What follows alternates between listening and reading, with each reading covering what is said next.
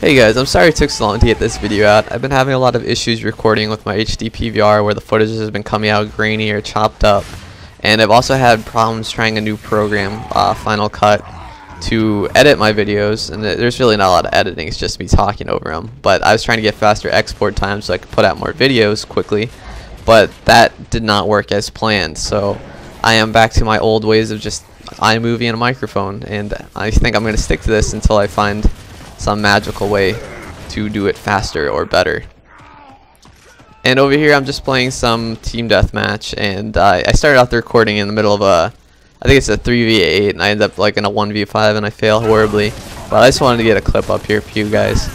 Now originally I had some great wingman footage that didn't make it out. I had some overpass footage trying to explain why I thought it was an unbalanced map. But after hearing all the complaining in the community, I don't even feel like complaining about any of the maps or anything. If you ask me, everything's pretty much fine. All the weapons are fine. It's just people are in this mentality of where I could complain endlessly and the Epic is going to change everything so I could play my game the way I want it. And with the new classic playlist that came out, well, it's not a playlist, but it's the weekend event that they're having for hardcore Nashers only and pistols. But the thing is, after going back and playing that playlist, it feels just like Gears of War 2.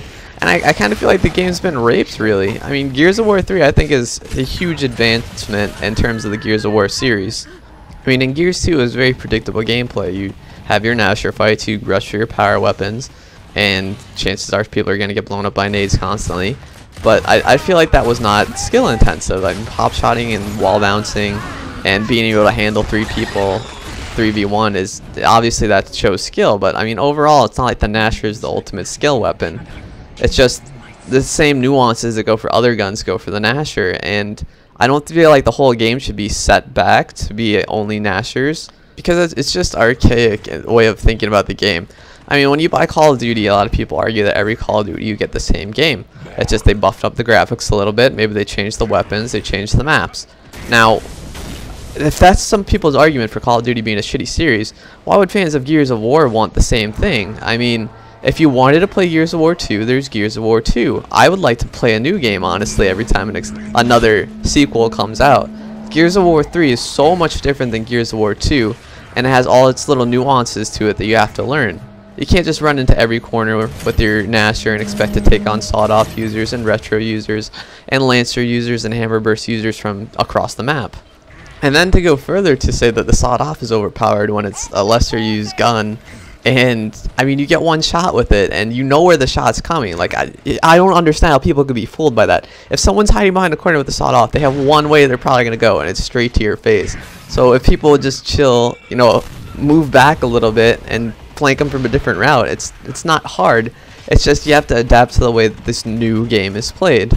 And because of that, that's why I've kind of made a swap. Originally I did use the sawed-off a lot because, like I said, I like the consistency on it. But the more I played the game, the more I understood how you should approach people with different weapons. And the thing is, the sawed-off, you're limited. You can only go one way. You can go, like I said, to your opponent. That's the only place you could really get a kill. You can't run away. You can't shoot him from 3 steps away. So you really have to go straight for him. Now with the Nasher, obviously that's not an issue. I have a little bit of range, and I have multiple shots, so I can make up for any errors I might have with my first shot. Now, for those reasons, I like using the Retro Lancer and the Nasher now, because the Retro Lancer easily dispenses any enemies who are, you know, around shotgun range or a little further than that, but not too far. But the thing is, it's easy to dodge people across the map shooting at you for the most part. The Nasher, on the other hand, it's easy to bait people out with a sawed-off because they see you're holding a Nasher and they expect themselves to win. So when they peel out of corners, you just take a couple steps back or you roll back and you easily clean them up. And honestly, I find the vast majority of sawed-off shotgun users to not really know what they're doing with it. I mean, the whole hide behind a wall thing, pop out, kill someone is what most people complain about, but it's really the easiest tactic to deal with. Now, personally, I think I'm pretty much done talking about the whole Nasher versus sawed-off versus retro versus Lancer versus Hammerburst argument. In the end of the day, I believe it all comes down to preference. And when you look at, you know, Epic's statistics that they have on weapon usage and kills with them, it's a preference thing. And I believe that is the healthiest thing that Gears of War 3 can have, because you're allowing for all the new players who haven't played Gears 2 to hop in the game and get a feel for it. And the not the Retro Lancer, but the sawed-off shotgun I think is a great learning tool to get kids using the Nasher, or just to stick with it and, you know, play their own way. I don't think this game should be tunnel vision into everyone has to play the same way. And like I was saying before, I was going to talk about why I thought Overpass was a horrible unbalanced map. But the thing is, I don't think it's so much as a horrible unbalanced map, is that if you're playing with a bunch of random kids, they want to get kills. They want to go in there and they want to kill everyone and they want to clean up the whole other team. But the thing is, with Overpass, there's only one way to get up to the top level of the map. So there's only one route to go up to kill those people. Which means, let's say they have top control, you sit all 4 or 5 of your guys in there, and then when the other team tries to come up, it's very, very, very simple to pick them off because they're only coming from one direction. You don't have to watch your back, you don't have to watch your sides, just the one narrow stairway. And the issue with that is that players will just continue running in there and dying over and over and over. This is in team deathmatch at least. And unless you have an organized team and you tell your friends or whoever you're playing with that you know their playstyle, hey, you know what, let's sit on the bottom, wait for the power weapons, wait for the grenades, and then we'll just move up together and we'll start throwing them at them and get them out of there and we'll take top control. And that just doesn't happen. It's just you send your guys into the grinder and you lose, and that's kind of what happens on that map. Now, after realizing this, I decided that obviously it's not that the map's imbalanced, just that I guess you could say people are playing it wrong if they're wanting to win. Now, I noticed Epic actually does a really great job of realizing when there's kind of imbalances in maps. And I think that they have a feeling that Overpass is one of those maps, and they had an issue with Sandbar and they swapped the weapon spawns. And, you know, I say bravo to Epic Games for realizing that and making a move to fix it so quickly. But the only issue I really had with that was, I mean, I think they gave it the boom shot and the torque bow, and I was thinking that the sniper would have been more powerful just because most of the time it's just people on top picking people off. And that's one of the main issues, that there's really like a 360-degree circumference except for where the power weapon spawns and the 2 spots where the nades spawn. But, I mean, I think it's fine. I think that if you play it too much with bad people, you're going to hate it. So try to avoid playing it with randoms, but otherwise I think it's fine. And like I said before, I don't really feel like talking anymore about balance in the game or weapons in the game, and whatever my next commentary is going to be, it's going to be something completely different.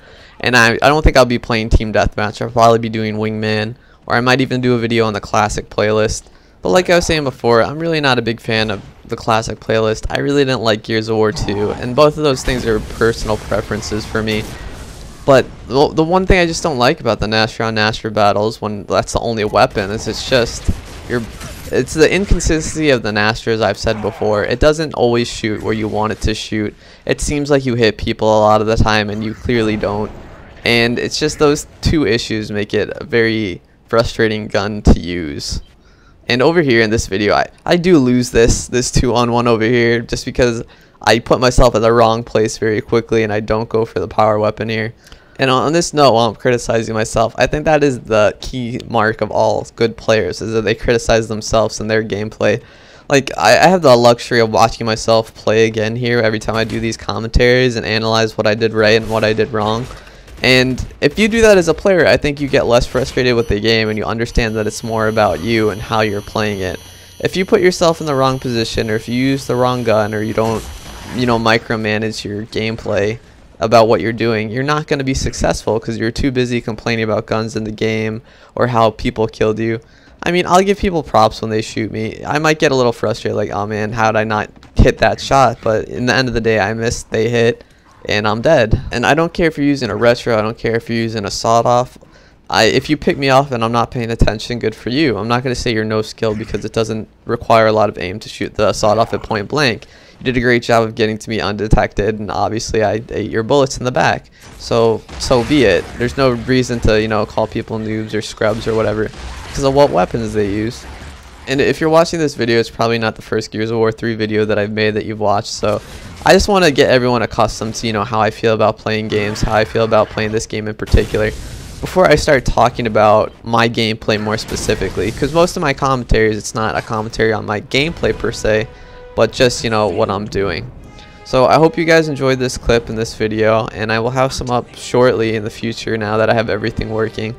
Again, as always, leave a comment in the comment box or on my page or channel, whatever you want to call it, and I'll do my best to make a video regarding whatever you guys want to see. I mean, whatever gameplays, whatever weapon usage.